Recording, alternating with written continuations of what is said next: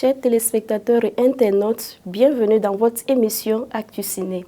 Au plaisir de vous retrouver pour ce numéro de Actu Ciné. Aujourd'hui, je reçois une grande dame. Elle est maquilleuse professionnelle de cinéma. Madame Françoise Sebego, bienvenue. Merci. Comment allez-vous? Oui, ça va. D'accord. Chers téléspectateurs et internautes, installez-vous confortablement car Actu Ciné, c'est maintenant.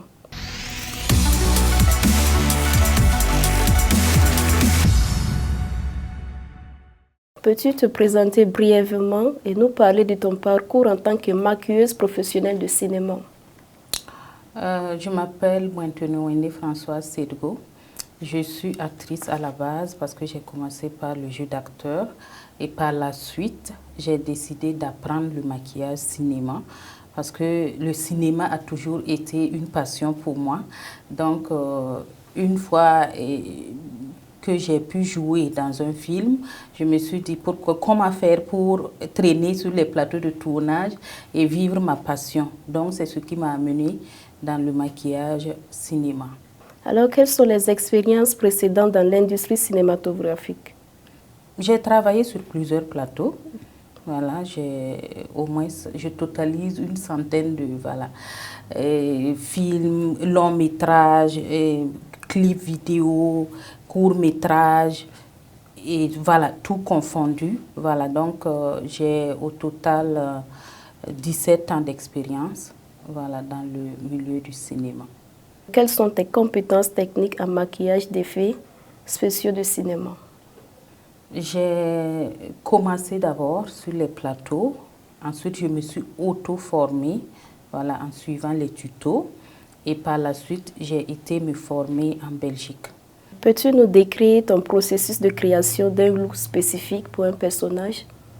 Bon, déjà, quand je reçois le scénario, je fais le dépouillement. Le dépouillement consiste à lire attentivement le scénario et à décrire, à ressortir ce que le scénariste a décrit. Voilà, si le personnage doit être, peut-être avoir un visage fatigué dans le film, ou le personnage doit avoir une blessure à un moment donné et l'évolution de la blessure. Voilà, je fais le dépouillement, je rencontre le réalisateur pour discuter, lui demander ce qu'il attend vraiment du personnage et ensuite lui faire des propositions. Et par la suite, c'est le réalisateur qui valide et durant le tournage, maintenant, je réalise ce qu'il a validé. Comment tu collabores avec les réalisateurs, les costumiers et les acteurs pour créer un look souhaité pour un film?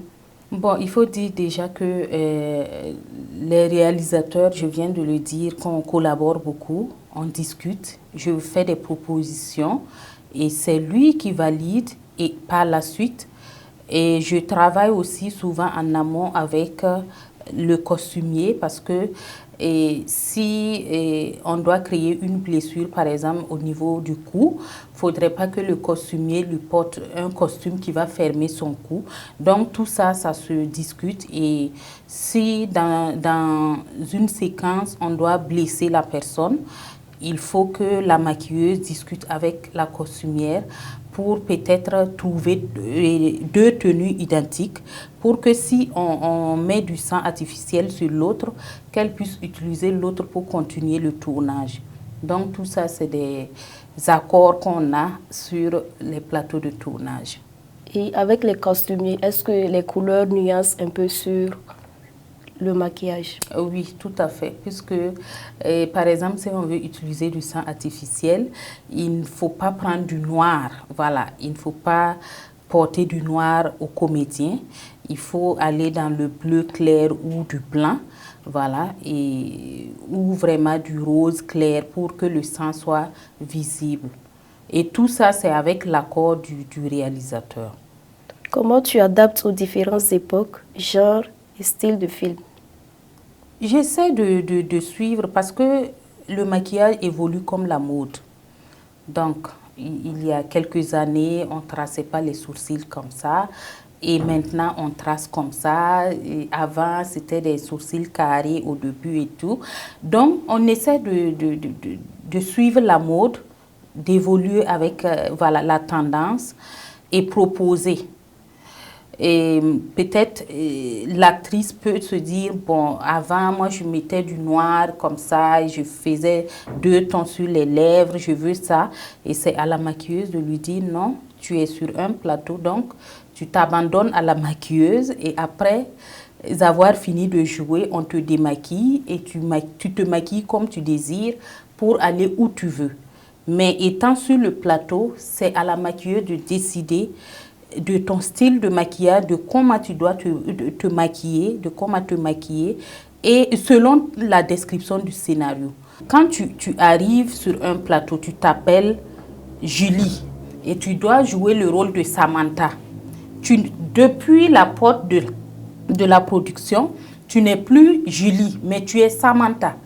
Comme tu es devenue Samantha, c'est à la maquilleuse, au costumier de te façonner comme Samantha.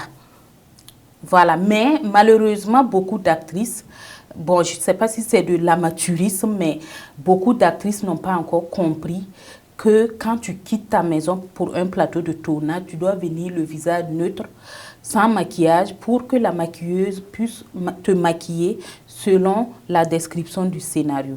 Pour un film film qui doit refléter de ce qui est passé il y a peut-être 20 ans, comment vous maquillez ces personnes? Oui, déjà, on fait des recherches. D'accord. Moi, par exemple, quand on me dit on me donne un scénario, on me dit que le film se passe à Zorgo. L'histoire se passe à Zorgo. Et c'est un jour de marché. Moi, je vais prendre mon car, où je démarre ma voiture, je mets mon carburant, je pars le jour du marché de ce village en question-là, et je regarde, je rentre dans le marché, je fais le marché, je paye des petits trucs, tout en regardant. Mon but, c'est de voir comment les filles se maquillent le jour de marché, dans cette localité-là, pour ne pas aller au-delà des attentes du réalisateur. Pour répondre aux attentes du réalisateur, il faut aller voir ou faire des recherches. Si le film se passe au Kenya et que c'est une tribu qui fête, quoi, je ne sais pas, c'est des funérailles, ça dépend. J'essaie de faire des recherches pour vraiment répondre aux attentes du réalisateur. Peux-tu nous donner un exemple d'une situation où tu as dû t'adapter rapidement sur le plateau? Bon, il y a plein d'exemples où, voilà, on arrive et il y a des rajouts de séquences. Quand j'arrive et qu'on dit que, bon, il y a tel comédien qui n'est pas disponible, donc on a remplacé la séquence 16 par la séquence 28. Par exemple, et dans la séquence 28, il faut du sang et autres. Donc, il faut rapidement trouver un moyen pour repartir à la maison rapidement. Le temps, bon, la plupart du temps, je négocie. Je négocie avec le premier assistant. Est-ce que tu peux commencer par telle séquence? Je vais maquiller les comédiens pour telle séquence. Mais pour la séquence 28, il faut que je cours rapidement à la maison pour chercher de quoi réaliser ce maquillage. Donc, c'est des contraintes pareilles. Et souvent aussi, on peut oublier un produit à la maison et c'est pas simple. Il faut courir ou bien il faut trouver un autre produit pour remplacer rapidement, pour rattraper le temps. Comment tu organises ton temps pour respecter les délais souvent serrés sur un plateau de tournage? Oui, j'anticipe. Voilà, et quand je prends un scénario, je fais le dépouillement, j'essaie de voir s'il y a beaucoup de personnes à maquiller. Je fais appel aux filles que j'ai formées, voilà, en maquillage cinéma. Et je peux prendre une assistante plus 3 stagiaires. Voilà, par exemple, sur le film de Delphine Yerbanga, et on était 5, voilà. Il y avait moi, mon assistante, plus 3 stagiaires. Et quand les comédiens arrivent, telle personne maquille l'autre et ainsi de suite. Et en un temps record, on a fini. Quels produits et outils de maquillage tu peux utiliser généralement sur un plateau de tournage? Moi, j'arrive sur le plateau souvent avec 3 valises. Et voilà, donc ça dépend de l'histoire. Par contre, il y a des histoires où il n'y a pratiquement pas de maquillage. Donc, c'est juste une poudre invisible, des baumes rafraîchissantes et puis un peu de gloss. Il y a des histoires où il n'y a même pas de rouge à lèvres ni de fard à réaliser. Donc, c'est vraiment, ça se passe peut-être dans un village et c'est vraiment simple. Donc, ça dépend de l'histoire et de la description du scénario. Comment tu restes informé des nouvelles tendances, des techniques et des produits dans l'industrie cinématographique? Comme je me suis formée en Belgique, et quand il y a des nouveaux produits, mon professeur m'envoie. Il m'envoie des photos, il me demande est-ce que là-bas vous utilisez ça? Est-ce que tu sais utiliser ça? Voilà, je vais te montrer à travers une vidéo comment on utilise et tout. Je suis la tendance et comme je suis formatrice en maquillage, j'ai intérêt à suivre la tendance pour ne pas être voilà, un peu en retard selon l'évolution des choses. Alors, comment tu as su la confidentialité des informations concernant les acteurs et les projets sur lesquels tu travailles? Oui, il faut dire qu'il y a des projets où, par exemple, le film Massoud, c'est un film tchadien et produit par une production burkinabé sur lequel j'ai travaillé en 2020, un film d'Emmanuel Rotumbaï. Et sur le contrat, c'est écrit noir sur blanc qu'on ne doit pas publier les photos pendant le tournage. Et concernant les acteurs aussi, bon, voilà, il vient se confier à toi, mais bon, il faut être une personne, peut-être, je ne sais pas, pour divulguer quand même les secrets des gens. Donc, la personne se confie à toi et tu essaies de trouver les mots justes pour voilà, consoler la personne. Et ça reste là. Après, tu peux lui demander si ça va maintenant et tout, mais bon, ça reste là et voilà. Peux-tu partager une expérience où tu as dû surmonter un défi particulier sur un plateau? Moi, c'est récemment sur un plateau où je devais vieillir, voilà, et une actrice de 34 ans, je devais lui donner 70 ans. Et c'était pas simple. Et les gens pensent que vieillir quelqu'un, c'est du tic au tac. C'est juste en un clin d'œil. Mais c'est très, très, très, très difficile. Voilà, c'est très compliqué. Et c'était un challenge pour moi, voilà, parce qu'il fallait relever ce défi pour montrer que, voilà, en Afrique aussi, il y a des maquilleuses, parce qu'à la base, la réalisatrice voulait faire venir un maquilleur de la France. Et par la suite, on lui a dit, il y a Françoise Cédric qui est là, elle s'est formée aussi en Europe, elle peut te rendre vraiment ce que tu veux, voilà, ce que tu attends du personnage. Et donc, il ne fallait pas faire d'erreur, voilà, sur le maquillage, parce que c'était vraiment compliqué, mais je pense que j'ai relevé le défi. Alors, Madame Sedgo, est-ce que tu as un style propre à toi en tant que maquilleuse?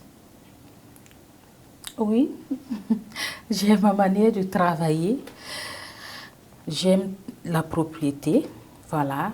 Quand j'arrive, tout est propre, tout est nettoyé, tout est désinfecté. J'ai ma manière, voilà, de travailler et ma manière de maquiller, ma façon de gérer mon personnel et voilà. Et ma relation aussi avec les autres techniciens aussi.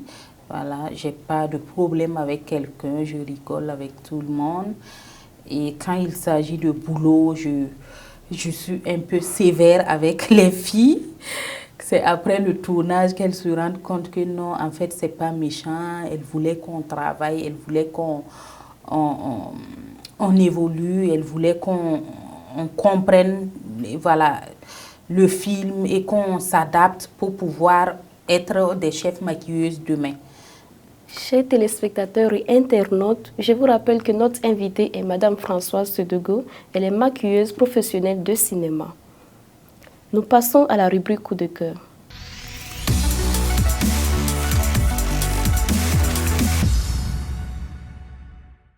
Madame Sedogo, quel est votre coup de cœur pour le cinéma burkinabé? C'est de rehausser, voilà, le niveau du cinéma burkinabé. Il faut qu'on se forme davantage, il faut qu'on s'inspire des anciens films qui ont remporté les talons, voilà, et pouvoir avancer et laisser notre orgueil, voilà, parce qu'il y a des gens, par exemple, j'ai un souci avec Françoise Sedgo, je vais tourner mon film, je sais que c'est Françoise Sedgo au Burkina ici qui peut répondre à mes attentes sur ce projet-là. Mais comme j'ai un souci avec elle, et je ne vais pas l'appeler. Je vais appeler telle personne que je sais au fond de moi que non, elle ne peut pas. Elle ne peut pas faire le cas de ce que Françoise Sedgo va faire. Mais comme j'ai un souci, je ne laisse pas mon orgueil de côté.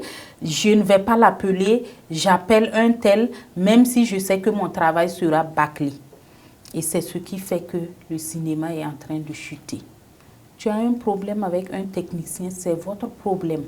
Mais ça ne doit pas venir impacter votre travail. Tu l'appelles, si c'est un électro, si c'est un caméraman et autres, tu l'appelles, c'est le travail qui vous lie. Et après, vos différends, ça c'est autre chose. Ça n'engage que vous. Mais c'est l'image de tout un pays qui y va. Voilà, donc bon, moi je pense que c'est un des mots qui touche vraiment le cinéma burkinabé. Et les jeunes aussi qui ne veulent pas apprendre et qui prennent des caméras, qui s'autoproclament réalisateurs et qui font des films à 2 balles. Moi, j'appelle comme ça des films à 2 balles et qui ne partent nulle part, qui n'honorent pas forcément le pays et le Burkina Faso, voilà. Et Ouagadougou qui est la capitale du cinéma burkinabé. Et quand tu vois certains films, tu as envie de pleurer. Alors, Madame Françoise, est-ce que vous avez un mot de fin à dire? Je remercie l'équipe technique de Actu Ciné. Je remercie M. Kaboré Oumarou qui fait des efforts. Je vous remercie également. Voilà, merci infiniment et bon vent à Actu Ciné. Merci bien. Nous sommes à la fin de notre émission. Nous disons merci à Madame Françoise Sedogo d'avoir honoré à notre invitation.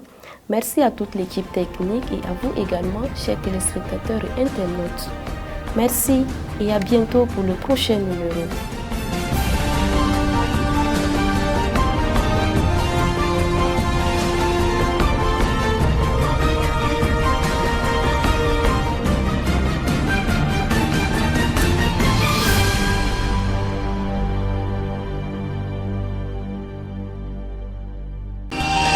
Sobre Web TV, la Web TV au-delà de vos attentes.